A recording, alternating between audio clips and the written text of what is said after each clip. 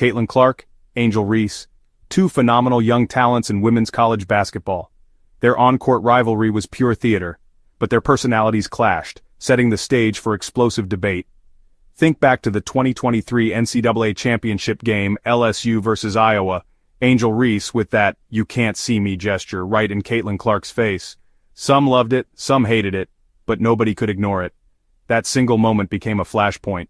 It wasn't just about a basketball game anymore, it became about respect, showmanship, and how we perceive these athletes, especially women. That gesture was pivotal. From that point on, the discussion blew up.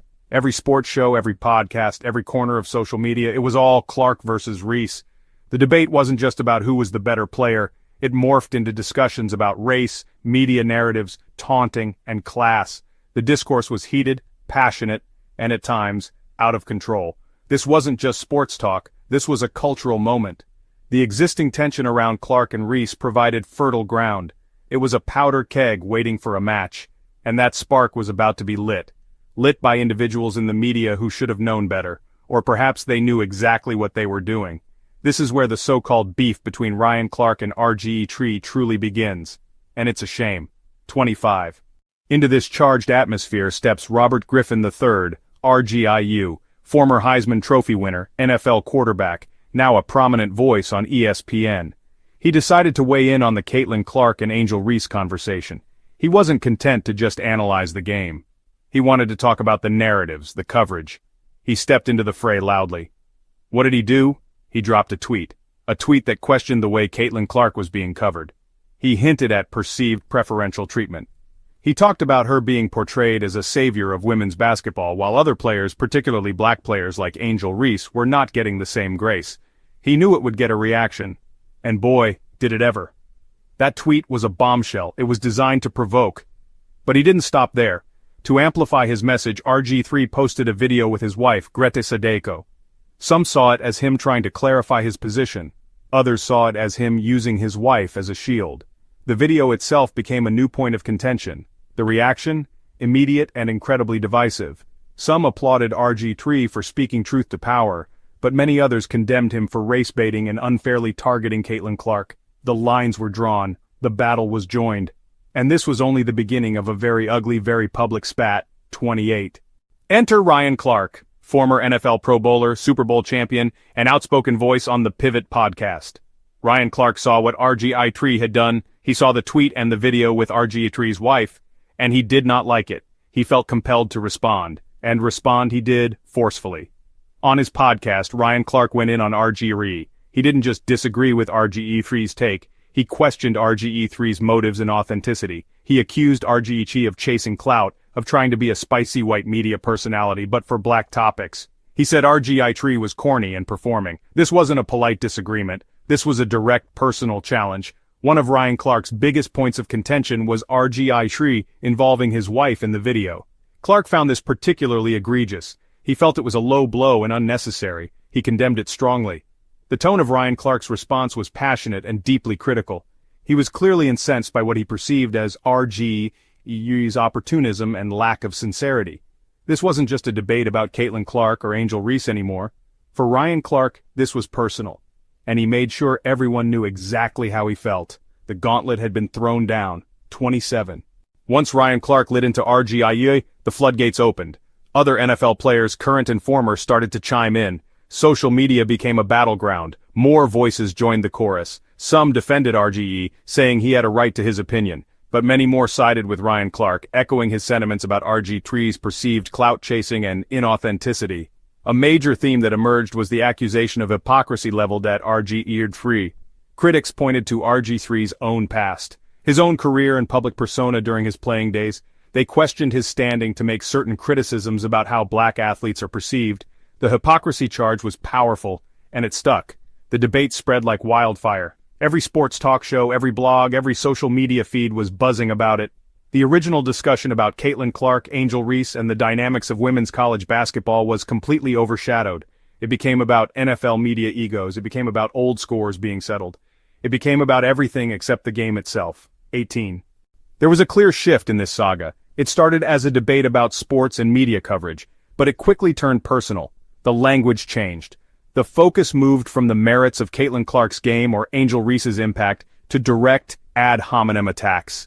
It stopped being about basketball, it started being about personal histories and character assassinations. The gloves came off, and it got ugly. Ryan Clark called RGIII corny and a clout chaser. He implied RG3 was a sellout. These weren't critiques of an argument, these were attacks on a person's very being. This wasn't analysis, this was a vendetta. And it was uncomfortable to watch it unfold in public. It was beneath the dignity of the discussion. Ryan Clark's strong language poured gasoline on the fire. RG3 had to respond. He defended himself and fired back with his own barbs. The animosity between these two men became palpable. The vicious cycle continued. Attack, counterattack, insult, rebuttal. 24. We need to talk about a specific aspect of this feud that really rubbed a lot of people the wrong way, and that was the involvement of family, specifically RGIII, including his wife in his video response. Many observers felt that a significant line had been crossed. Family should be off limits, or at least, they shouldn't be used as pawns in a public relations battle. Other commentators weighed in on this point, and the consensus was largely critical of RG3's decision. Many supported Ryan Clark's initial outrage about the wife's inclusion. They felt it was inappropriate and a tactic designed to garner sympathy or shield RG3 from criticism. When you bring family into it, you're playing with fire. 12. This entire feud was turbocharged by social media. Platforms like X and Instagram were not just passive observers. They were active participants. They were the accelerant. Social media takes a spark and turns it into a raging inferno. Every tweet, every reply, every quote tweet, every Instagram story adds more fuel to the fire. There's no time for reflection, only reaction. And what about the fans? They pounce. They choose their champions. They pick sides and go to war. They amplify the negativity. They create memes, spread rumors, and engage in pile-ons. They often don't care about nuance or facts. They care about the fight. Social media empowers the mob, and the mob is rarely interested in constructive dialogue. The algorithms that run these platforms are designed to maximize engagement. Controversy sells, outrage generates traffic, so the platforms push this kind of content to the forefront. They highlight the conflict. They reward the combatants with more visibility. Social media encourages sound bites, hot takes, and performative outrage. Nuance dies a quick death on X. It's all about the knockout punch, the viral clapback. 25. Despite all this media foolishness, let's not forget what's at the heart of this. The Caitlin Clark-Angel Reese rivalry. And when you look at it purely from a sports perspective, it has echoes of some of the all-time great rivalries. Think about Magic Johnson versus Larry Bird in the NBA. Two transcendent talents, different styles, backgrounds, and fan bases. Their rivalry didn't just define an era, it elevated the entire sport of basketball. Clark-Reese has that kind of potential, that undeniable star power, that captivating dynamic. Great sports rivalries push the athletes involved to be even better. They demand excellence. They create unforgettable moments. The interest in the WNBA is through the roof. Ticket sales and viewership are up. A lot of that is thanks to the buzz generated by players like Caitlin Clark and Angel Reese. This is a golden opportunity for women's basketball. But the feud between Ryan Clark and RG3 detracted from it. The focus shifted from the achievements of these young women to the petty squabbles of media personalities. This feud became a distraction. It took the spotlight away from where it belonged, on the court, with the players. Imagine if all that energy had been used to celebrate these players.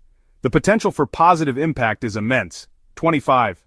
This whole sorry episode was a colossal waste of time and energy. A chance to genuinely elevate the discussion around women's basketball was squandered. Squandered on petty arguments, personal attacks, and ego-driven nonsense. The focus was lost. The narrative was hijacked. And for what? For clicks, for ratings, for Twitter followers? It's pathetic. Media personalities have a platform, and with that platform comes a profound responsibility. A responsibility to use our voices wisely, to contribute constructively to the sports discourse.